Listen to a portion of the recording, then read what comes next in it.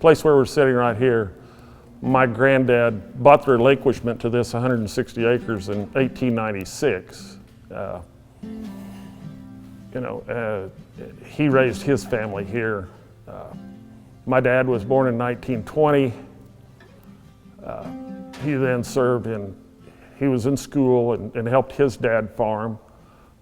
Went off to World War II, fought in Guam, Saipan, Iwo Jima.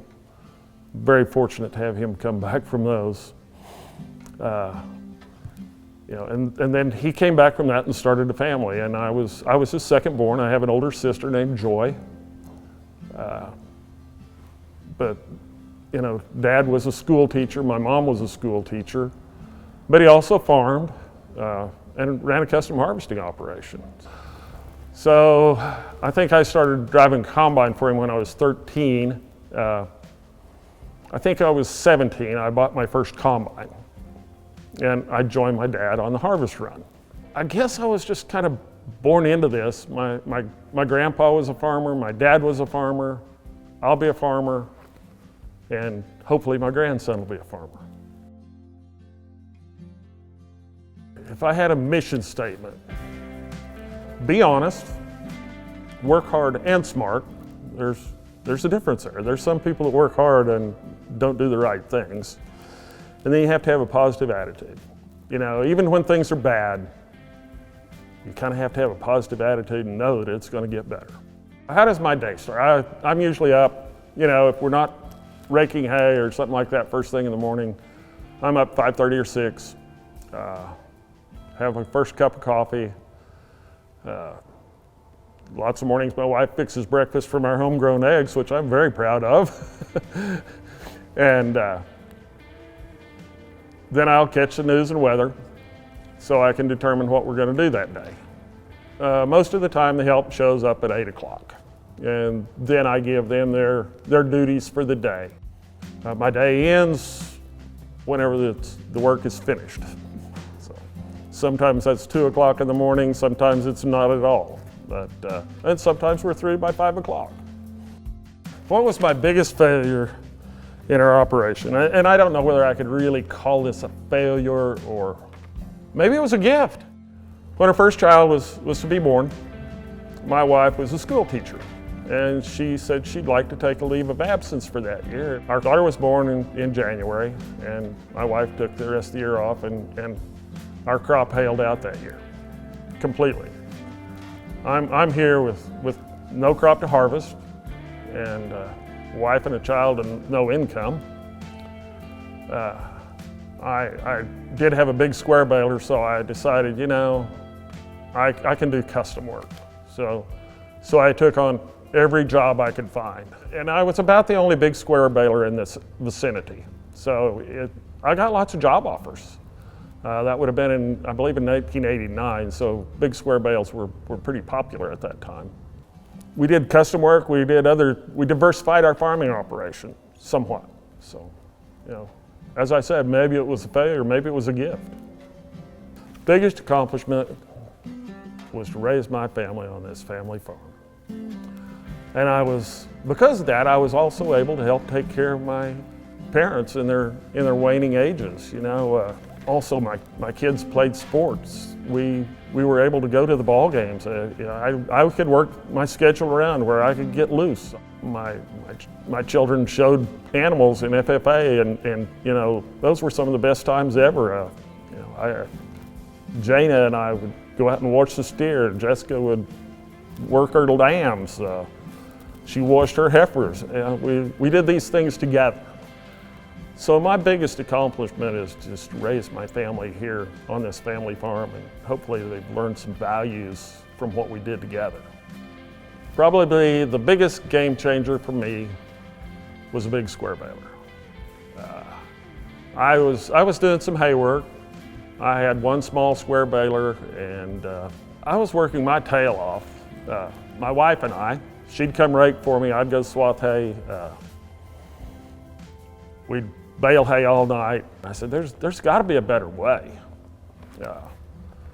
So I went and found a big square baler, brought it in this very shop, and rebuilt it that winter. And I thought, I'll know how to operate a baler. I'll know more about it. And it was a true learning experience. I read lots of information, but it was a game changer. I went from baling 20 acres a night to doing 20 acres an hour. I want to be able to pass along a productive and profitable farm to my grandchildren, to my children. I hope they're as fortunate as I am to love their job.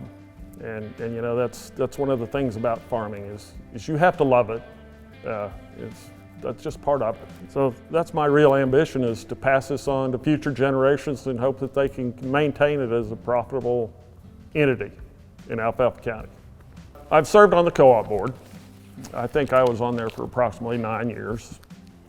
I've been on the FSA County Committee in Alfalfa County. I was on 11 years in my first round, and then I came back and I'm now serving my second round on the FSA County Committee. So, when I get done, I could possibly have as many as 21 years with the Farm Service Administration. When my kids were in FFA, most of the time when they were in there, I was the president of the Booster Club, and I took care of a lot of fundraising and things like that. Over the years, I've had many young men work for me. I do like to hire local. As far as staying in agriculture, some have, some haven't. Some have gone on to other things. I've got one young man that he still helps me. He worked for me all through high school, worked for me all through college. And now he and his family, he's got 4 kids, and they come check cows for me every summer. I've got another young man, he'd worked for me a couple of years, and he had a girlfriend. It was about the second year he came out, and he brought his girlfriend, Nicole. He said, got something to show you. And she got out of the car with a ring on her finger, and he said, that's what I've been working for. So, as I said, I don't know that he's actually a principal at a school right now. And he didn't stay in agriculture, but I think I helped him form his life. So farming isn't a job. Farming's a lifestyle, and it's a tough lifestyle. It takes long hours and hard work. That's a given. We know that. But the rewards that you get from farming are just amazing. You're working with family, you're working with friends. It's a lot different than working a job.